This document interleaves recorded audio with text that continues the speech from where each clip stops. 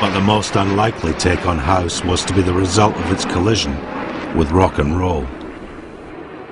Kids from Salford formed a band, and the fact that they were to change history, I don't think people are conscious that they're going to do that. I don't think Elvis Presley was conscious he was going to do what he was going to do. You know, he just did what he did, and they just did what they did. Formed in Manchester in the mid-80s, the Happy Mondays started life as a typical indie rock band. At the time, in Little Houghton, which is part, you know, like an overspill of Salford, they built the most huge, gigantic superstar, right, called Scan.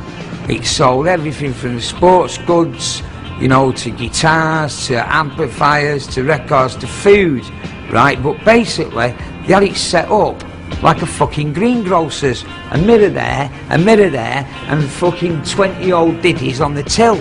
We used to go shopping with our mum and dad, right, and we'd purposely put our fishtail parkas on. Darts down there, they'd sold air guns down in that, in your lining. They had these country and western amps in, right, which was fucked. And you could literally get away with carrying these things out. But it was during the recording of their second album, Bummed, that the Mondays started to absorb the twin influences of house music and ecstasy. 20 or 30 of our friends had come down to this little club. So we gave the DJ some new records to play, right? Put a pill down his neck, and we're all dancing like this and having a great time. And then there's all these squaddies, and all looking like that. What's your fucking mate looking at, and why are you dancing like that? You taking the piss? So me and another pal of ours, I won't mention his name, said to this guy, look, just put one of them in your mouth, and in an hour's time, right, just trust us, in an hour's time you'll enjoy yourself and there'll be no fighting and you'll be dancing like us. He ends up scrounging like about 30 pills for all these squaddy mates. So 2 hours later we've got all these squaddies in this thing doing this, you know, and dancing and going, saying this is the best thing, I don't want to go back in the army and all that lot.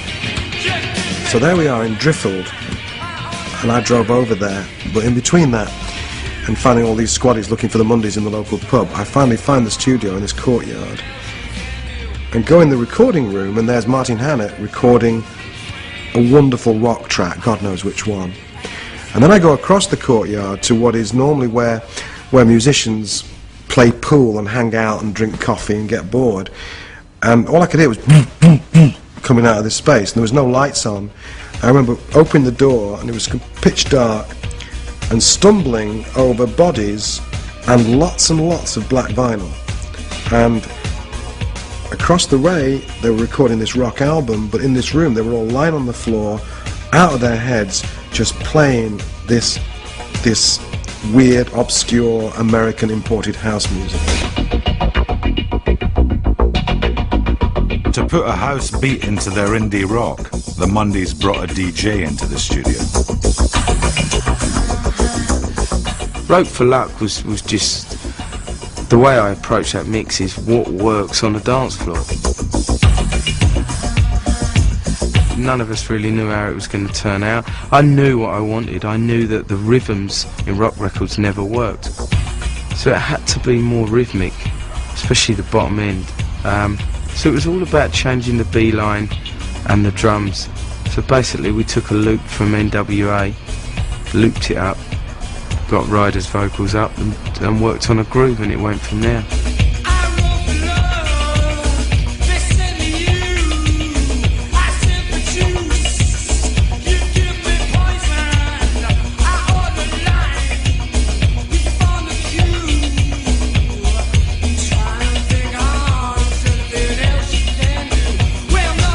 Well, what he brought to it, right, was he brought that sort of trance to it. Do you know what I mean?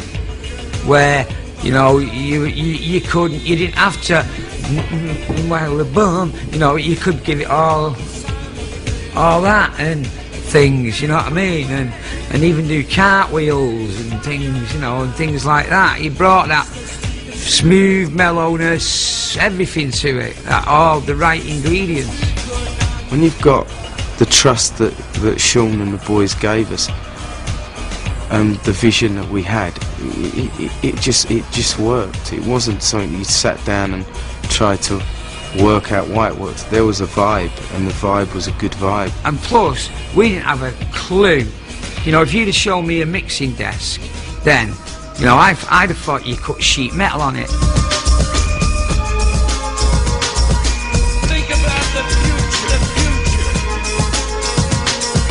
The Mondays led an explosion in indie dance music and took house to a whole new audience.